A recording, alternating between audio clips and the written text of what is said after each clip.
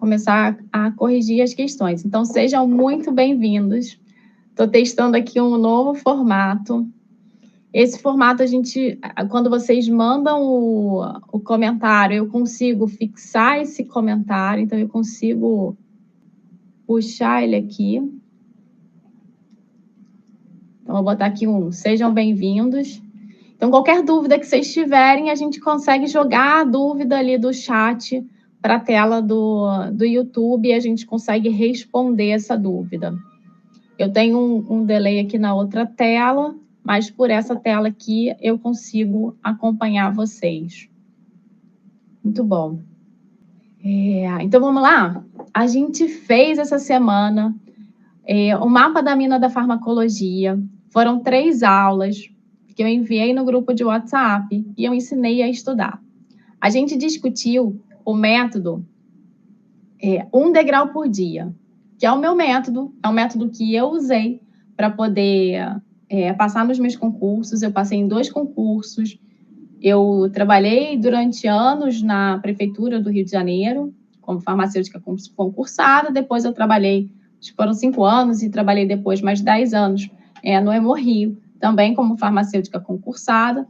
Eu deixei a minha vida de funcionária pública quando os meus filhos nasceram, quando a minha filha nasceu, e eu segui apenas a carreira de docência. Então, hoje, eu sou produtora de conteúdo digital, atuo como professora digital e dou aula em uma universidade privada em Niterói. Então, a ideia é mostrar para vocês, a ideia do mapa da mina foi mostrar para vocês como que eu uso essa metodologia de estudo. É uma metodologia progressiva, e o que eu discuto se a gente estudar no intervalo de 24 horas, a gente assistir uma aula ou ler um livro de forma passiva, Porque quando a gente assiste a aula, é um estudo passivo, tá? Na verdade, não é estudar, a gente funciona assistindo a aula como aluno. O estudo mesmo é quando a gente está sozinho, fazendo algo ativamente. Então, eu ensinei na aula 2 várias técnicas como estudar ativamente. Ensinei a fazer resumo, ensinei a fazer mapa mental, ensinei a fazer flashcard, mostrei várias táticas. Na aula 1, a gente discutiu qual era o tipo de memória sensorial principal. Então, o que a gente percebe é que cada pessoa tem um tipo de memória sensorial principal. Eu sou uma pessoa visual, então, para mim, funciona muito bem o resumo, funciona muito bem mapas mentais. Mas, para as pessoas auditivas, por exemplo, talvez os mapas mentais, que é algo muito visual, não funcione tão bem. Aí eu inventei o tal do Studycast. Então, para as pessoas auditivas, o ideal é que você leia o seu resumo em voz alta e grave, porque depois, em algum momento, você pode estudar escutando o próprio material que você gravou. Além disso, eu mostrei que para finalizar essa técnica e poder... Na verdade, o que interessa é que a gente estude antecipadamente e a gente grave no nosso córtex essa informação na memória de longo prazo. O grande problema dos estudantes qual é? Vocês estudam na véspera de prova e quando chega a hora da prova, vocês até conseguem ir relativamente bem, mas depois vocês ficam com aquela sensação de que não funcionou, de que não aprenderam. Então, na semana seguinte, quando alguém pergunta para vocês o que é janela terapêutica, embora você tenha conseguido acertar em sala de aula, na prova, você não consegue mais se lembrar do conceito. Por quê? Porque esse conceito não foi solidificado na sua memória de longo prazo. Então, o passo a passo, 1 degrau por dia, é fazer num intervalo, quer dizer, no mesmo dia, assistiu a aula, fez o seu resumo, fez o material de estudo de forma ativa e fazer questões. Então, fazer questões é algo importante para o nosso processo. E aí a gente está lançando, a gente lançou ontem o curso Cápsulas de Farmacologia, onde eu desenvolvo 5 módulos, mostrando a parte básica da farmacologia. E cada módulo eu vou trazer esse tipo de conteúdo. Então, em cada aula, é uma aula curta, uma aula rápida de 30 minutos, um material próprio, mais adequado ao estudo daquela parte da disciplina e bastante exercícios para que vocês possam fixar a matéria.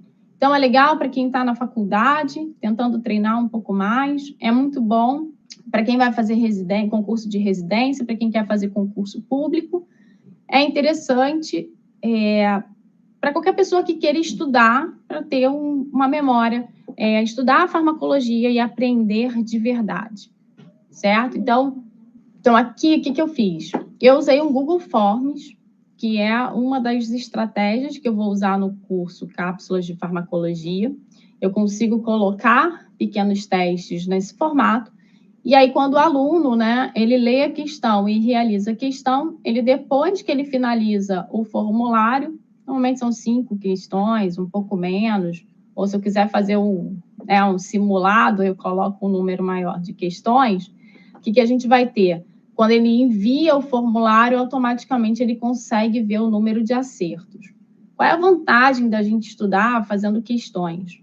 Primeiro que a gente tem que acessar a memória do que a gente estudou. Então, o ideal é assistir uma aula, estudei o conteúdo da aula, fiz o meu próprio resumo, usei mais alguma metodologia de estudo ativo, de acordo com a minha memória sensorial, e eu faço alguns exercícios. Depois de um tempo, eu volto e faço mais exercícios. Desta forma, o que vai acontecer? A gente consegue evitar a curva de esquecimento de aprendizado, porque isso acontece automaticamente. Essa curva de esquecimento, se a gente não acessa essas memórias, o cérebro entende que entram muitas informações todos os dias e a gente não precisa guardar todas essas informações. Ele só vai guardar aquilo que é mais importante para ele, ou que a gente acessa mais, ou que a gente considera, por isso que eu falo, estudou, fez esse processo todo, né? A gente consegue fazer esse processo todo em 1 hora e pouquinho. Por quê? Porque as aulas lá do Cápsulas de Farmacologia são aulas rápidas, são aulas de 30 minutos, 25, 30 minutos no máximo. Então, você tem um conteúdo bem assertivo, pontual, você consegue fazer seu próprio resumo, e eu ensino uma tática lá no Mapa da Mina, o Mapa da Mina está disponível, é de graça, é um mini curso muito melhor do que muito curso de estudo que vocês já viram por aí. Eu mostro como tem que fazer os resumos, e depois você faz o exercício. Mais adiante, quando você termina todo o módulo, você faz um grande questionário com mais questões, e aí você recupera essa memória. Então, o fato é, precisamos estudar sempre e estar sempre acessando essa memória de conteúdo para que a curva de esquecimento ela não aconteça. Se a gente não estuda de forma ativa, a gente também não consegue fixar adequadamente o conteúdo que a gente está estudando. Então, a grande estratégia do método 1 degrau por dia é que a gente faça as 3 etapas, sempre no mesmo dia, no intervalo de 24 horas, você até pode, de manhã assistir a aula, teve um intervalo de almoço, você vai lá e prepara o seu material e depois você faz um quiz rápido. Então, você está, principalmente quando você faz o resumo à mão, eu sempre falo, olha, independente do tipo de memória sensorial, faça um pequeno resumo, porque esse pequeno resumo é onde você vai reestudar. Quando você faz o resumo e depois lê ele novamente, a gente recupera essa memória e mostra para o nosso sistema nervoso, para o nosso cérebro, que aquilo é importante para a nossa vida. Então, aqui, a gente vê uma questão de concurso, né, de 2015, para o cargo de farmacêutico. E quando a gente olha aqui, são consideradas vias de administração de efeito terapêutico rápido, exceto. Então, essa é uma questão que eu nem gosto muito. Eu não gosto de conduzir questões, quando eu faço as minhas próprias questões, colocando, né? Então, todas são rápidas, com exceção de uma. Mas isso aparece em concurso, a gente tem que aprender a fazer isso. Então, quando a gente coloca aqui exceto, a gente está pedindo para marcar a errada, certo? Então, quando a gente olha as opções, o que a gente vê? A via endovenosa é a via mais rápida de todas, ela não passa por um processo de absorção, ela vai direto para a corrente sanguínea, então, é a melhor via de administração, é a via perfeita, a gente consegue controlar a quantidade exata de fármaco que está entrando na corrente sanguínea, e ela não tem efeito de primeira passagem, né? A gente não tem perda, a biodisponibilidade é 100%. Então, a gente fala que é uma via mais perigosa, porque tudo que eu administrar vai ficar na corrente sanguínea, né? Eu tenho 100% disponível, e na via endovenosa não existe o processo de absorção, porque ela é direta na corrente sanguínea, tá? Quando a gente avalia a sublingual, a gente sabe que a sublingual também pode ser uma via de emergência rápida, quando você está em casa, por exemplo, um pico de pressão arterial, uma crise de angina, quando a gente coloca o comprimido embaixo da língua, ele vai acessar pela mucosa, vai cair direto na veia cava, e a gente também evita o efeito de primeira passagem, tá? Quando a gente avalia a via retal também pode ser considerada uma via rápida, porque eu tenho contato com a mucosa e eu tenho uma absorção que 50% dela vai para a veia cava também. Então, 50% dela não tem efeito de primeira passagem, certo? Então, lá no curso Cápsulas de Farmacologia, no módulo de farmacocinética, a gente tem uma parte que é só sobre cada uma das vias de administração, né? Qual é o diferencial de cada via, quando a gente escolhe determinada via.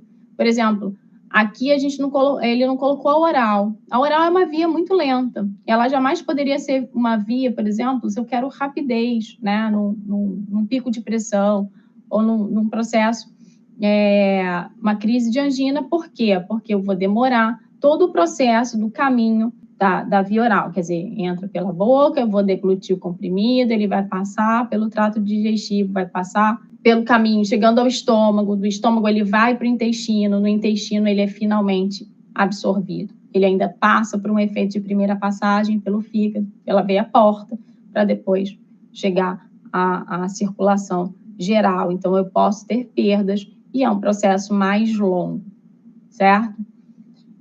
A via vaginal, normalmente a gente usa como uma via tópica, certo? Então, é o contato direto do fármaco com a mucosa vaginal. Dali eu também posso ter uma absorção direta, por exemplo, às vezes de aqueles anéis de anticoncepcional, tá? E entre essas opções, qual seria, né, a errada quando eu comparo, né? Seria a via subcutânea. Porque na via subcutânea eu estou fazendo, né, a administração local, mas a partir do local de aplicação eu teria que absorver para um processo de absorção de passagem para a corrente sanguínea, certo? A subcutânea vai ser mais rápida, por exemplo, do que a oral. Se a gente colocasse aqui a via intramuscular, ela também seria mais lenta, porque eu vou administrar no músculo e do músculo eu passo para a corrente sanguínea, certo? Então, daqui a subcutânea é a mais lenta, ok? Então, a resposta é essa letra B. Eu aqui não estou conseguindo escrever na apresentação. Ó, a segunda da Polícia Civil do Distrito Federal de 2016. Então, o que eles pedem?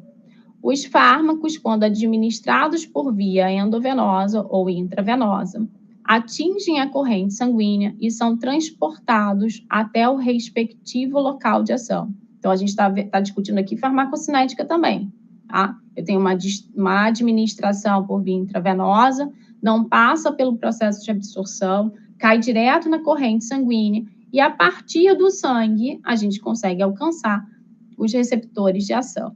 Esse processo depende de propriedades físico-químicas dos fármacos e de fatores fisiológicos de cada indivíduo. Então, quando a gente pensa nos processos físico-químicos dos fármacos, a gente tem ainda o grau de lipossolubilidade, se está ionizado ou não está ionizado, o grau de ionização, que a gente chama. Fatores fisiológicos, por exemplo, vai depender de onde é o receptor-alvo.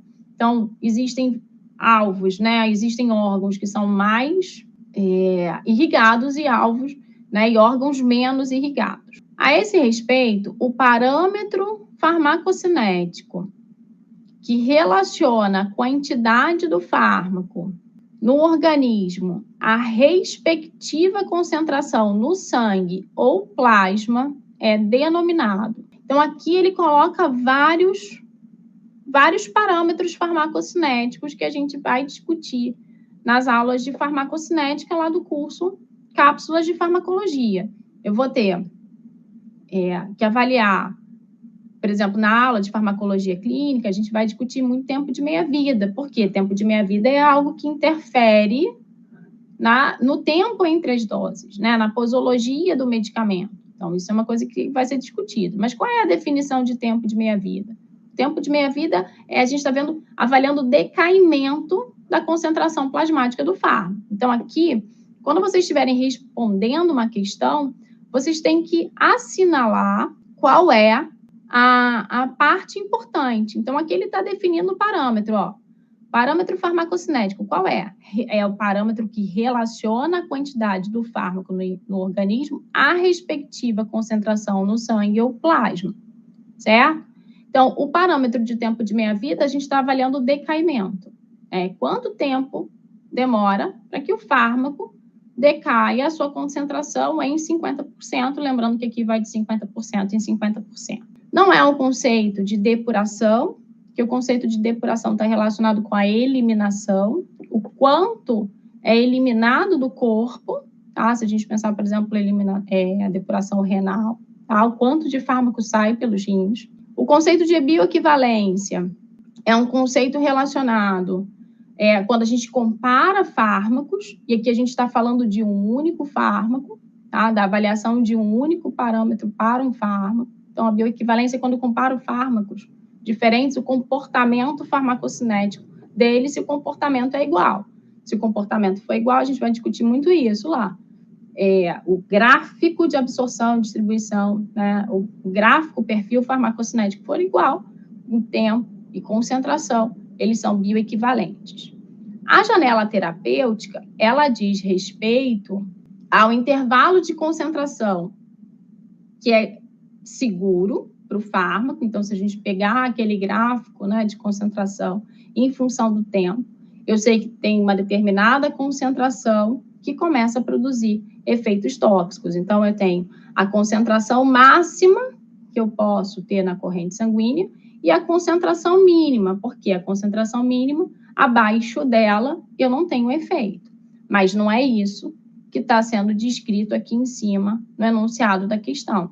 Então, na verdade, o enunciado da questão, ele diz respeito a volume de distribuição, tá? O volume de distribuição, ele correlaciona a quantidade de fármaco no organismo com a concentração sanguínea, né? Seria o quanto está sendo distribuído para o organismo, certo? Então, é um parâmetro relacionado ao processo de distribuição do fármaco no organismo. Então, se a gente fala normalmente que um fármaco tem baixo volume de distribuição, significa que ele está mais grudado, por exemplo, a proteínas plasmáticas e ele permanece por mais tempo no sangue. 3. De farmacêutico da Prefeitura de Fortaleza, 2021. A digoxina é um fármaco utilizado em condições clínicas conhecidas como insuficiência cardíaca. Ela é um inotrópico positivo, inibe a bomba sódio-potássio TPase.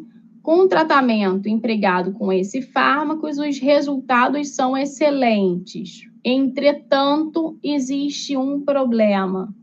Então, na hora que a gente está lendo uma questão, a gente tem que aprender a interpretar esta questão.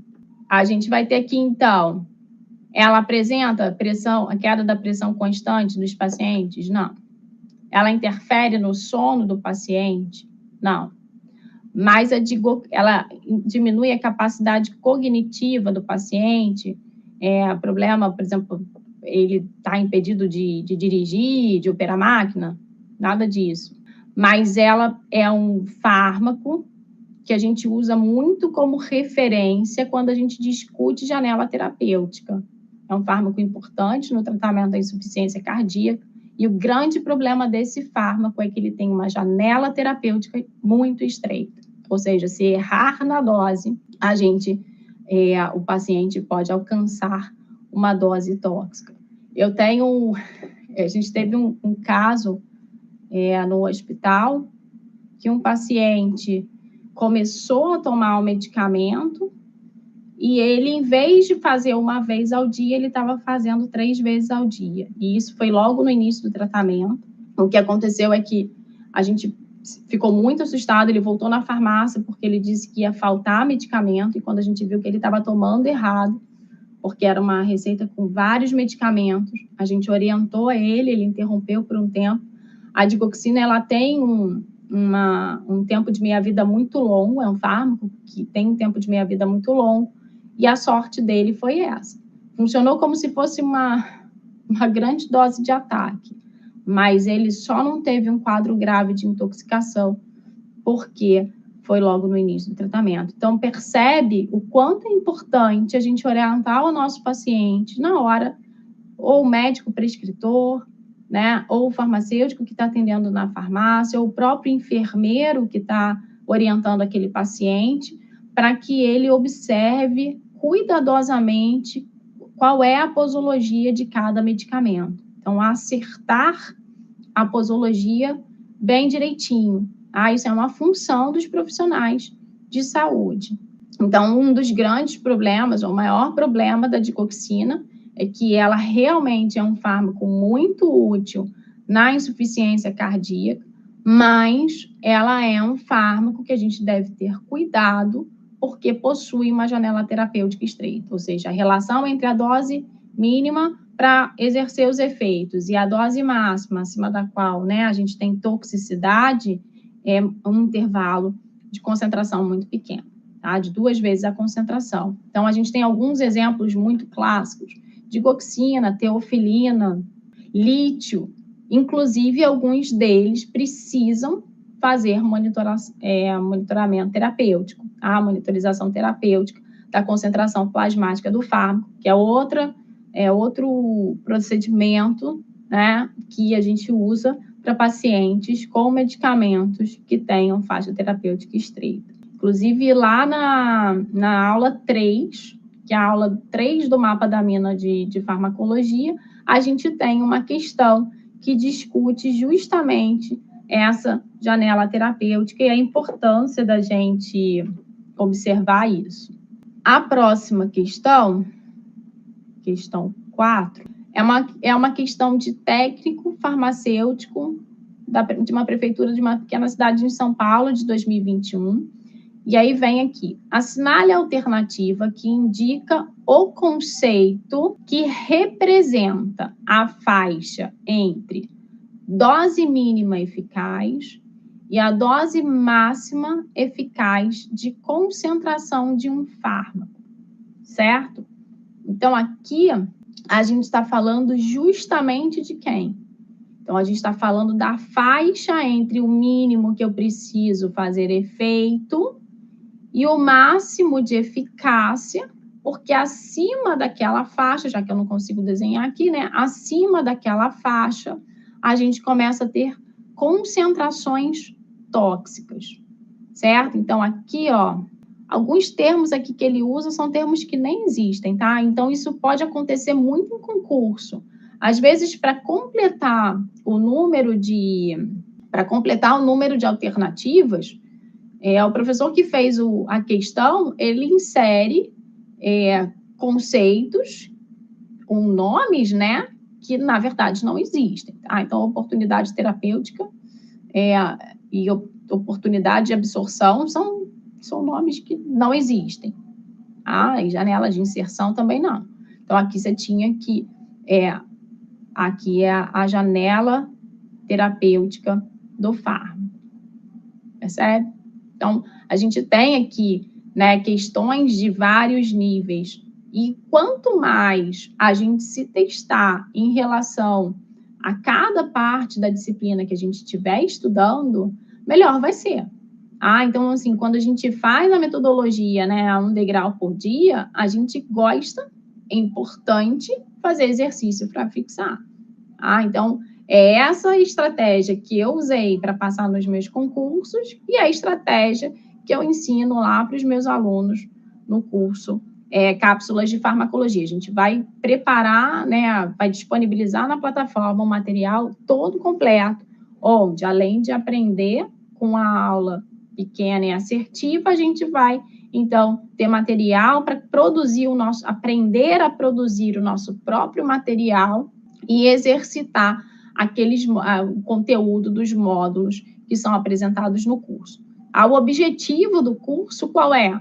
Na verdade, o objetivo é que a gente tenha material para estudar, a gente aprenda a estudar e aplicar a farmacologia, e, além disso, a gente conseguir ser autodidata, criar o hábito de estudo para ser autodidata. Essa é a grande estratégia do curso. Foi assim que eu aprendi, eu fui desenvolvendo a minha própria técnica, e eu não acho justo ficar, né, só comigo todo esse potencial. Se eu conseguir, todo mundo consegue. Só precisa de quê? Dedicação e rotina. Criar o hábito de estudo, criar uma rotina de estudo. Eu sempre falo, olha, se você está fazendo aquela leitura, né, eu falo, prioriza. Vamos priorizar, né? Quando você diz que você não tem tempo, é porque você não está priorizando aquilo que efetivamente você deve fazer. Quando você diz, não tenho tempo para estudar, mas você fica 1 hora rolando o feed do Instagram, 1 hora assistindo série na TV, no Netflix, 1 hora rindo no TikTok, na verdade, TikTok, Instagram, séries são conteúdos que ativam o seu sistema límbico, que é o sistema recompensa. E você não priorizou o que você decidiu fazer, ou priorizou, né? Então, assim, eu falo que quem quer estudar para concurso, quem quer ir bem na faculdade, quem quer se organizar para ir bem na faculdade, aprender a estudar para a vida, porque senão acontece muito com os meus alunos, eu fico com aquela sensação de que não aprendi nada, ou eu fico com a sensação de que eu esqueci tudo. Então, os alunos se formam e têm a sensação de que foi tudo embora. E como que eu vou atuar? E ficam com medo de atuar na prática clínica.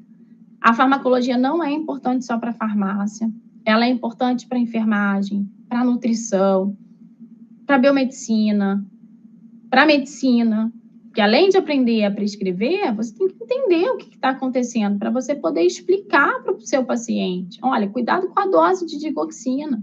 Cuidado, porque se você tomar mais de uma dose por dia, você pode ter uma intoxicação, que pode ser grave, certo? Então, todo profissional de saúde tem que saber explicar para os pacientes a importância de tomar medicamentos de forma adequada. Para isso, precisa ter os conceitos básicos bem solidificados, ter esses conceitos muito bem aprendidos para que a gente possa guardar isso para a vida. Então, a próxima questão que a gente discutiu lá, de perito criminal de 2016, ele coloca aqui os valores encontrados de um antidepressivo tricíclico. Tá?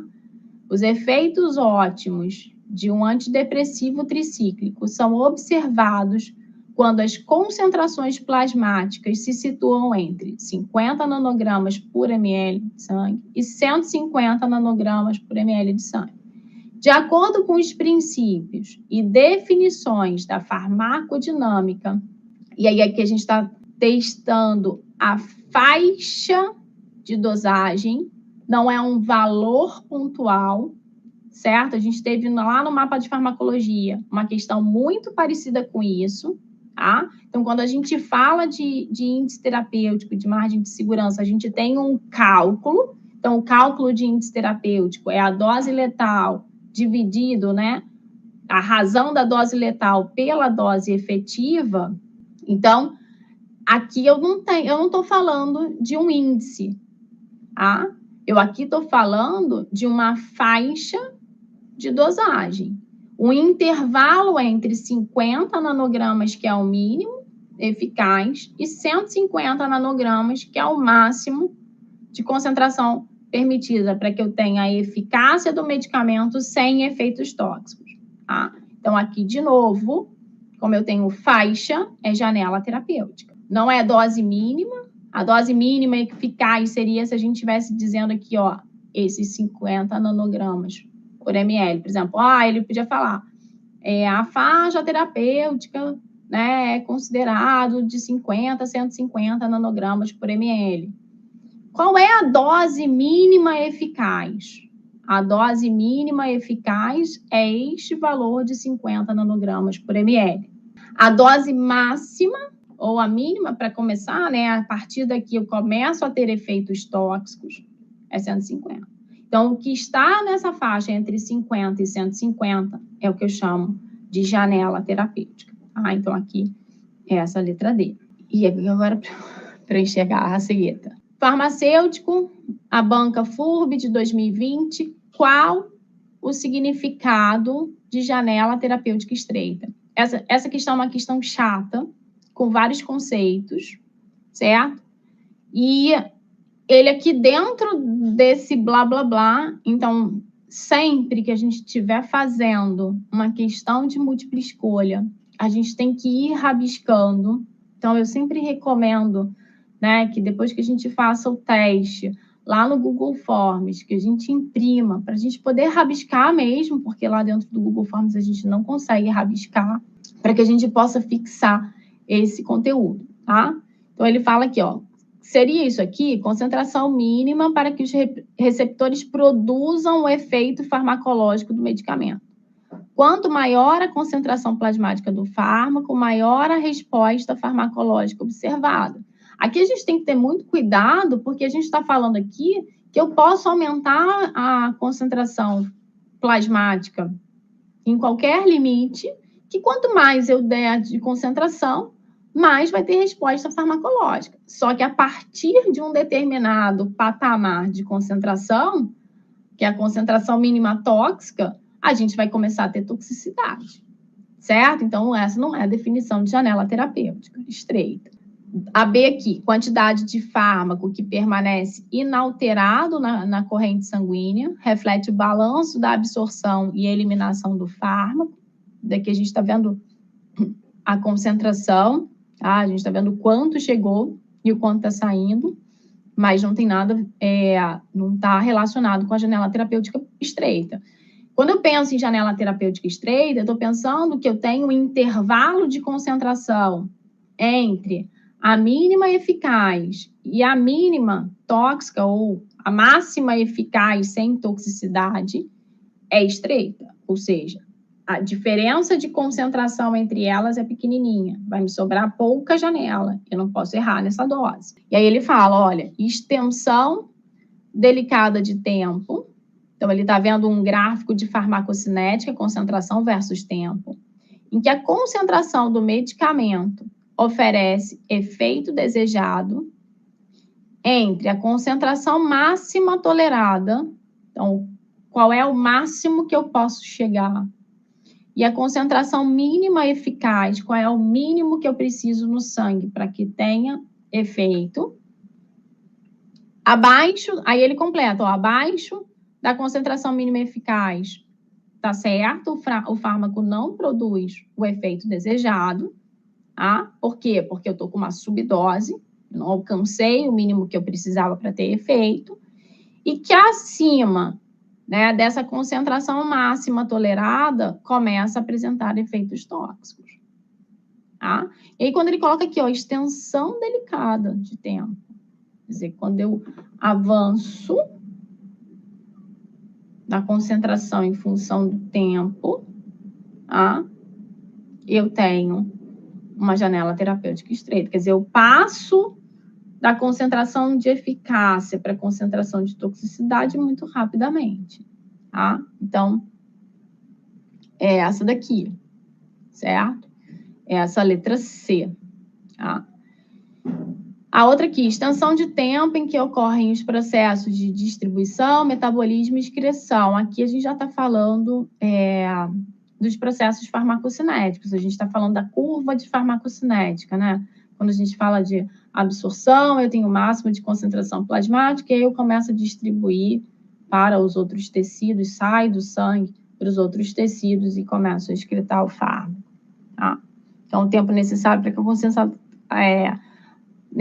a concentração plasmática do fármaco ser reduzido à metade, a gente viu naquela outra questão, essa daqui é a definição de tempo de meia-vida de um fármaco. E essa última tá relacionada com a imunologia, não tem nada a ver com janela terapêutica, tá? Ele está falando aqui, ó, tempo que o organismo leva a partir de uma infecção para produzir anticorpos que possam ser detectados por exame de sangue. Não tem nada a ver com a nossa janela terapêutica, certo? Então, eu vou deixar gravada essa aula, eu vou dar uma editada, porque no início eu estava aqui aprendendo a usar esse esquema do StreamYard. O que eu acho bom do StreamYard é que eu consigo puxar, né? É uma estratégia muito boa para a gente fazer live quando eu preciso.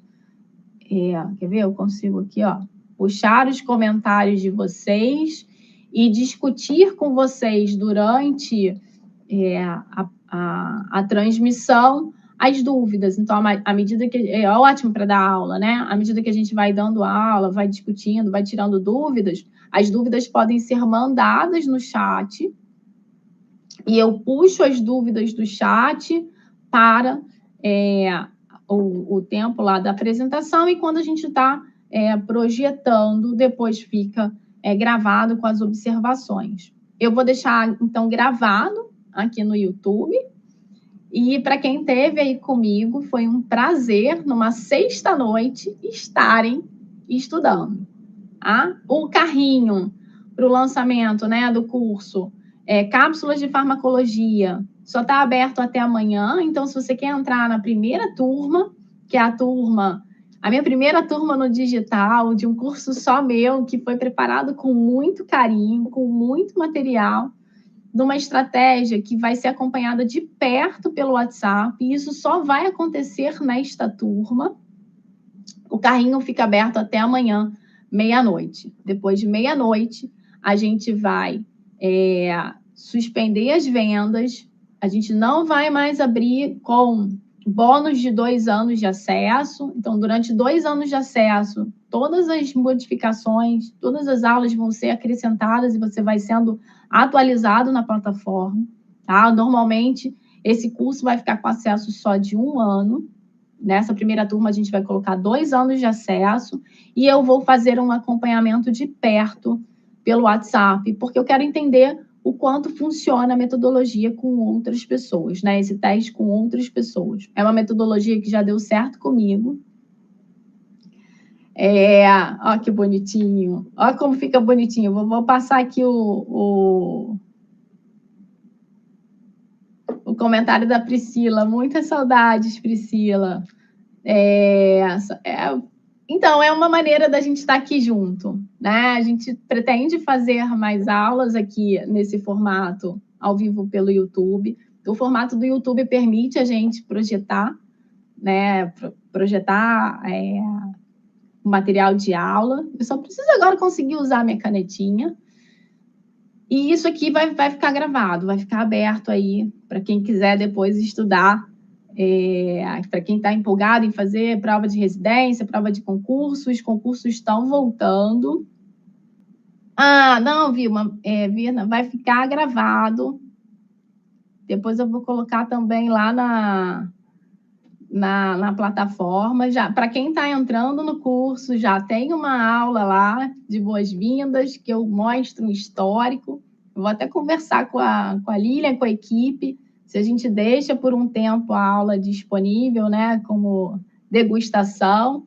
A partir da semana que vem, quando todo mundo já estiver lá na plataforma, eu vou colocando as aulas progressivamente para que a gente possa ir seguindo o nosso processo de aprendizado. Eu estou muito ansiosa para começar isso, a gente está ainda nesse processo aí de vendas, mas a gente já começou o grupo de WhatsApp, já estamos fazendo um esquenta. Essa aula também vai lá, né, para as gravações, para as transmissões ao vivo de Tira Dúvida, que vão ficar depois só na plataforma.